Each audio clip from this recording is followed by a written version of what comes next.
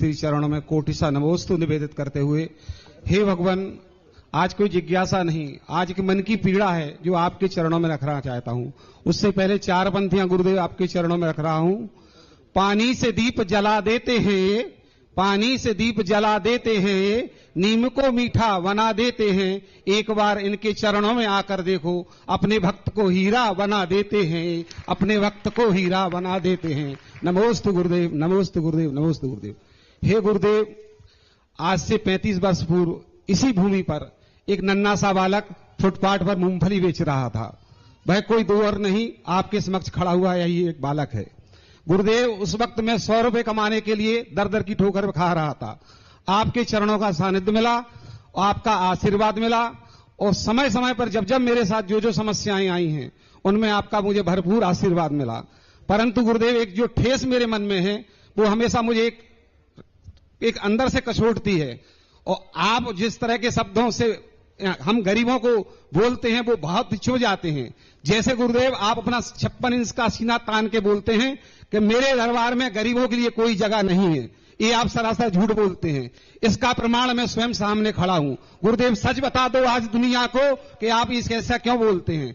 क्योंकि गुरुदेव, सबसे पहले श्रावक संस्कार शिविर लगा था 92-93 में। उस श्रावक संस्कार शिविर में इस गरीब को आपने मौका दिया था, और आज उस श्रावक संस्कार की देन है गुरुदेव कि मैं संसार में हूं पर संसार में भटका नहीं हूं। दूसरा उपकार गुरुदेव आपने मुझ पर 2012 में किया था, जब मुझे पहली बार आपके आहार दान का सौभाग्य मिला था, और 2010 में मेरा एक्सीडेंट हुआ था, और 2013 में जब मेरा एक्सीडेंट से पैर ज्यादा खराब हुआ और पैर कटवाने के लिए मैं दिल्ली जा रहा था, उस वक्त गुरुदेव आपने स्पष्ट शब्दों में कहा था कि तुझसे बोल दिया तू अहमदाबाद जा। परंतु गुरुदेव, मैंने फिर भी आपकी बात नहीं मानी और मैं जयपुर चला गया। जयपुर में ऑपरेशन कराया, ऑपरेशन असफल रहा, पुनः वापस आया। 6 महीने बाद मैं पुनः पहुंचा आपके चरणों में। आपने मुझे डांटते हुए जब ये बोला कि मैंने तुझसे अहमदाबाद का बोला था, तू क्यों नहीं रहा था। गुरुदेव, मैंने कहा गुरुदेव वहां का कोई मार्गदर्शन नहीं है, आपने सिर्फ इतना कहा था सब हो जाएगा। और जैसे ही गुरुदेव हम चंदेरी आए, पूज्य समय सागर महाराज जी का, अभय सागर जी महाराज का सानिध्य मिला। उन्होंने एक नंबर दिया, उस नंबर पर कॉल किया, वहां से तुरंत रिस्पांस आया, आप भैया एक एक्स्ट्रा सीडी करा करके और तुरंत इसको ईमेल करो। दूसरे दिन सुबह ईमेल किया, वहां से तुरंत फोन आया, भैया आपका पैर खराब है, आप बहुत जल्दी यहां आ जाओ। गुरुदेव, मात्र 730 रुपए खर्च करके ये पैर आज भी जिंदा है, जिसके सहारे में चल रहा हूं। तीसरा उपकार एक और गुरुदेव आपने किया था मुझ पर। जब अभिनंदन तीर्थक्षेत्र की रचना हो रही थी, उस वक्त मेरे पास दुकान में 5 लाख की पूंजी भी नहीं थी, लेकिन आपका आशीर्वाद मिला। मैंने अपनी बहन के साथ पंचमेरु जिनालय में एक श्री जी विराजमान करने का सौभाग्य प्राप्त किया। आज मैं पूर्णतः गुरुदेव पूरी तरह से मतलब ये कह दूं कि मेरे साथ आज कोई किसी प्रकार की कोई समस्या नहीं है। परंतु गुरुदेव, बस एक ही बात उस टाइम खलती थी जब आप प्रवचन बोलते थे कि ये गरीब जो लोग हैं, निश्चित ये पूर्व जन्म के सब अमीर थे और आज देखो ये दरिद्रता के कारण भटक रहे, इन्होंने 1 रुपया दान नहीं दिया। गुरुदेव, इन महिमाओं को सुनकर के जो मन में उत्साह उत्पन्न हुआ है, गुरुदेव मैं सदा आपका आभारी हूं। बस मेरे इस प्रश्न को रखने का मात्र गुरुदेव एक ही लक्ष्य है, मेरे जीवन की आखिरी इच्छा है, मैं अपने मरने से पहले अपने गांव के मंदिर का जीर्णोद्धार चाहता हूं। बस गुरुदेव, आज मैं भीख मांग रहा हूं आपसे, मुझे कुछ नहीं चाहिए, अब मुझे इतना आपने दे दिया है, अब बस एक ही इच्छा रह गई है, मेरे गांव का मंदिर बने। गुरुदेव नमोस्तु गुरुदेव, नमोस्तु गुरुदेव। प्रश्न उत्तर न मोहम्मद करो कि हम उत्तर ही नहीं दे पाए। पहली बात, गरीबों को मेरे दरबार में न कल स्थान था, न आज है, न कल रहेगा। समझो बात को, कौन सा शब्द का दरबार में, दरबार और दरवाजे में अंतर है कि नहीं है गुरुदेव? है। दरवाजा किसे कहते हैं गुरुदेव? आप तो आपके सुनो, दरवाजा किसे, मैं बोलते समय बहुत सावधान रहता हूं। दरवाजा जिसे कहते हैं जहां कपाट लगते हैं, दरबार उसे बोलते हैं जहां सभा लगती है। ये दरबार है, अपन बैठे ना, ये दरबार है। और वो मैं दरबार में गरीबों को पसंद नहीं करता, क्योंकि दरवाजे ही पे अमीर बना देता हूं। जय हो, जय हो, जय हो।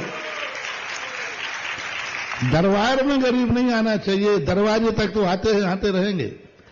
दरवाजा गरीबों के लिए बंद नहीं है, दरबार गरीबों के लिए बंद है।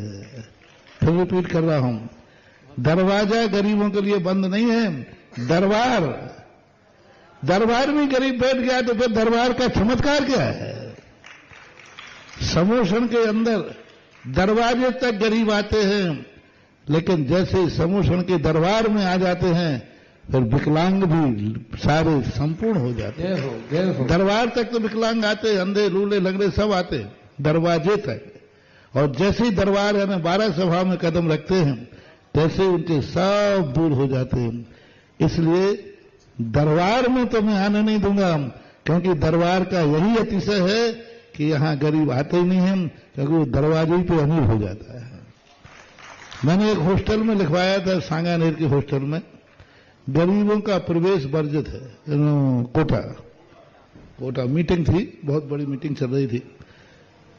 तो मैंने कहा भैया मेरा एक निर्देश है कि अनाथालय नहीं बनाना, यहां गरीब का प्रवेश वर्जित रहेगा। तो लोगों ने कहा महाराज जी आप साधु हो, ऐसा शब्द मत बोलो, सारे गरीब आपकी निगाह टिकाए। मैंने कह दिया, मैंने कहा प्रस्ताव पास करना पड़ेगा तभी आशीर्वाद दूंगा। गरीबों का प्रवेश वर्जित है। लोगों ने कहा महाराज जी ठीक है आपकी मान लेंगे, प्रस्ताव पास मत कराओ। नहीं वो तो लिखित में ही होगा। और फिर लिखा, बड़े 3 बार लिखने वाले ने महाराज जी नहीं लिखो, एक लाइन और लिखो, गरीब का प्रवेश वर्जित रहेगा लेकिन गरीब दरवाजे से वापस नहीं जाएगा। जय हो जय हो जय हो।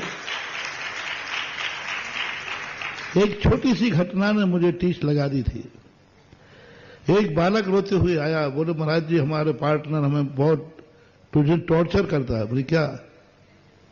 तू संस्थान के बल पे पड़ रहा है, तू माफी के बल पे पड़ रहा है, तू गरीब है, मैं तो पैसा दे के आया हूं, मैं तो पैसा देता हूं, मैं तो फीस भरता हूं, तू तो फीस भी नहीं भरता।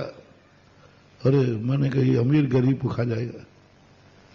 बोले हमेशा एक ही टॉर्चर, तू तो पैसे नहीं देता, मैं तो पैसा दे के आता हूं, मेरा बाप पैसा भरता है, फीस देता है, तू तो छात्रवृत्ति पे पढ़ रहा है, तू तो कृपा से पढ़ता है। बस उसी दिन मैंने कहा इस छात्रावास में गरीब अमीर का भेद मिटाना होगा, गरीब को प्रवेश वर्जित करना होगा। और ऐसा तरीका निकाला, और दरवाजे से गरीब वापस नहीं जाएगा। दरवाजे पे हमने सेठ नंबर डाल दिए, वो गरीब आएगा तुरंत सेठ के पास पहुंचेगा फोन, और उसके नाम की फीस जमा हो जाएगी, उसको रसीद मिल जाएगी, अंत में कमरे में जाएगा, ठाठ से अमीर बन के जाता है, ये रसीद मेरे पास। वो छात्र को भी पता नहीं है कि मेरी फीस किसने दी है, छात्र को भी पता नहीं है कि फीस किसने दी है।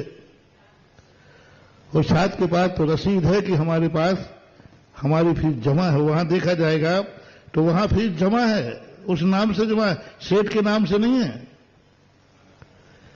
सेठ के नाम से नहीं है, जमा तो छात्र के नाम से है। थोड़ा हमारी बात समझने में थोड़ा ऊंचा दिमाग चाहिए। बोलो मैंने गरीब का प्रवेश वर्जित है, लेकिन गरीब दरवाजे से वापस नहीं जाएगा। तो गरीबों को इतना मत करो कि वो जाके रोटी भी ना खा पाए, अंदर रोटी खाए तो अमीर आदमी उसकी रोटी को टॉर्चर करे। मैं वो आदमी हूं गरीब को अमीर की तरह से जीना सिखाता हूं। जय हो गुरुदेव, जय हो।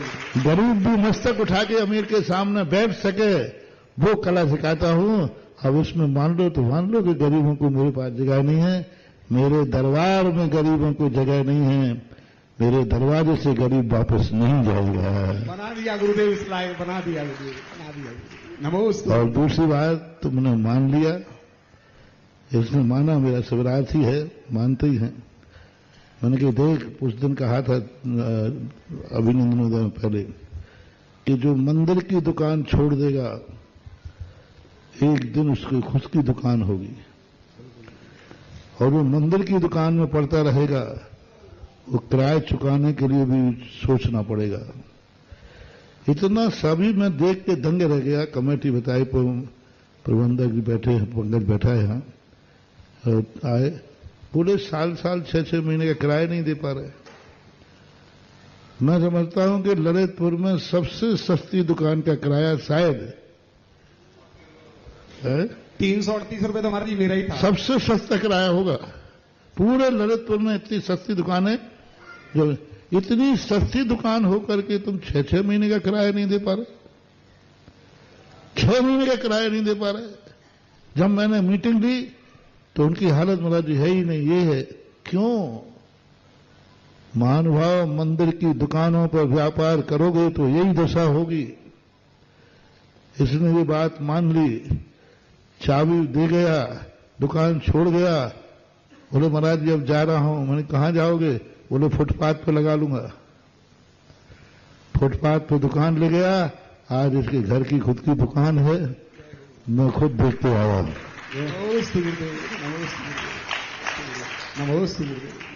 एक बहुत बड़ी घोषणा, क्षमा की